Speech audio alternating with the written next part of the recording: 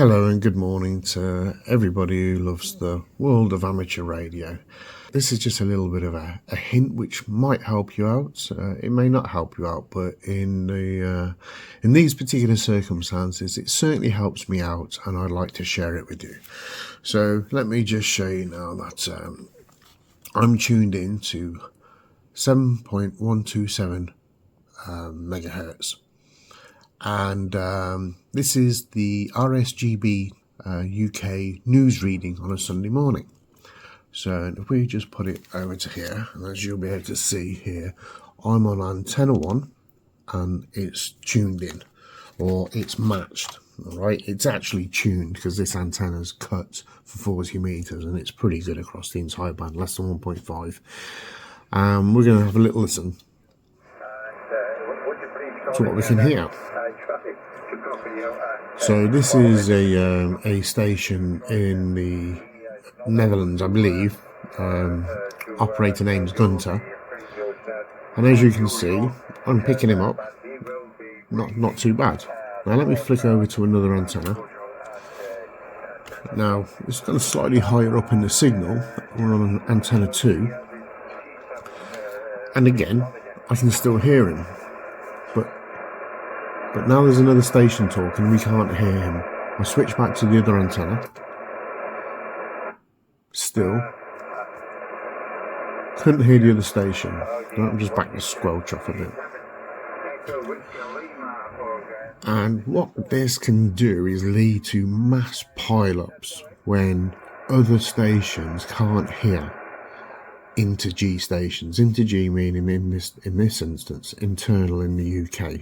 This is the UK amateur radio news reading from the RSGB newsreaders, and a lot of people in the UK listen to it, but you can't hear the other stations in the UK. You can hear Gunter. There's a bit of more of a long path reception from Gunter. He's normally stronger. It's normally about a plus 15, plus 20 with me. So he's more like here on the scale, yeah, plus 15, plus 20. I'll switch over to the other antenna again. He's a little bit higher on the other antenna. This is the antenna 2 is the end-fed half wave, and the antenna 1 is a homemade dipole, which is actually cut as a monoband for 40 meters. So again, we got Gunter. We're just going to wait to listen to somebody else. Okay, still can't hear him. Switch to the other frequency, switch to the other antenna, can't hear him. So what we got then is just a lot of static, and that just makes life really difficult. Now this is the tip, and this is what you can do in order to sort those situations out. Now this is an SDR, and this is actually, let me just turn this down on the radio. So this is a SDR station. We're going to bring it up here. Web SDR MAA SBREE.NL. Alright, if you just put in MAA SBREE SDR, that will bring you up with this SDR. And you can listen to this on your computer, your tablet, or your phone. I'm not quite sure how to help you with that. Computer, shut up. Sorry, that's my so-called AI. Now,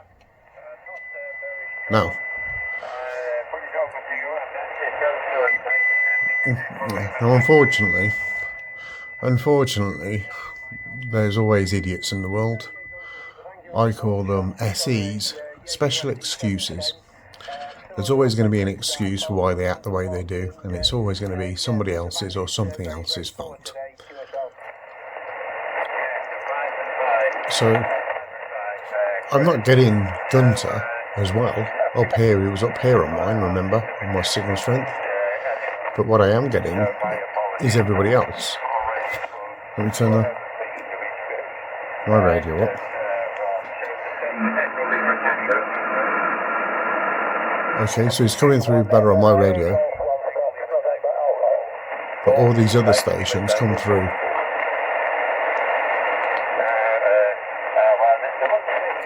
on the SDR. Now, when the other stations can't hear each other on the radio, they tend to talk over each other. And listening to it on the SDR,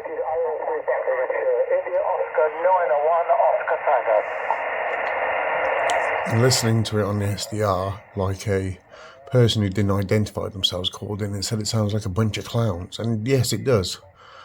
It is a most ridiculous idea. An SDR, I think, should be an essential tool in the toolbox of the amateur radio operator, because then he gets to hear from a different perspective.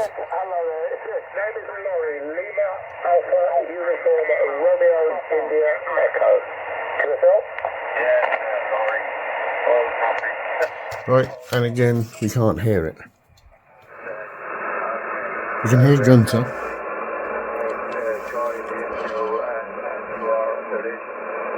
That's the end-fed half wave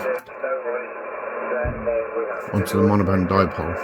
So the monoband dipole is a little bit quieter because it's just monoband, meaning it can only receive one band. Everything else won't be tuned in for it. Where the end-fed half wave, of course, can be it's a multiband, and it can be matched across many of the bands. So, and that's why it can be a little bit noisier.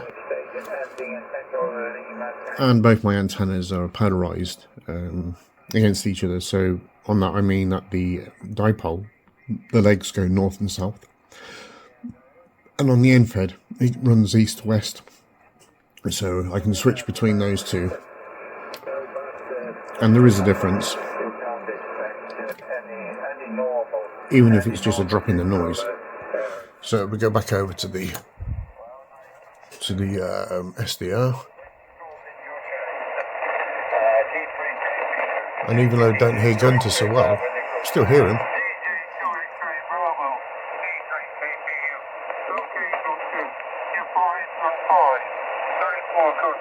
He's off frequency.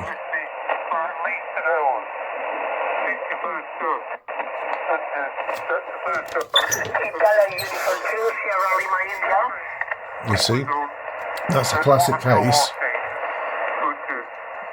where if that Lima Alpha 2 had been listening on the SDR, he wouldn't have just keyed across the top of this station.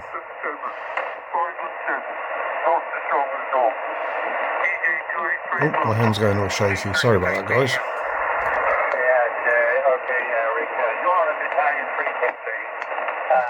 Okay, right. So, running an SDR, having it in your amateur radio toolkit, you may find it to be invaluable in situations like this, where it is very difficult to hear other stations, and what you can then do, like I say,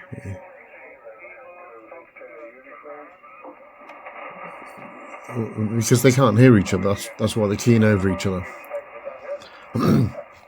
So yeah. So to all you amateur radio guys out there who haven't decided to utilize a SDR, web SDR, whether it's on a laptop, main computer, your phone, your tablet, you may find it can become an invaluable or a I don't know if it's the word invaluable, but a priceless tool that you can use, and it can make your amateur radio experience so much better.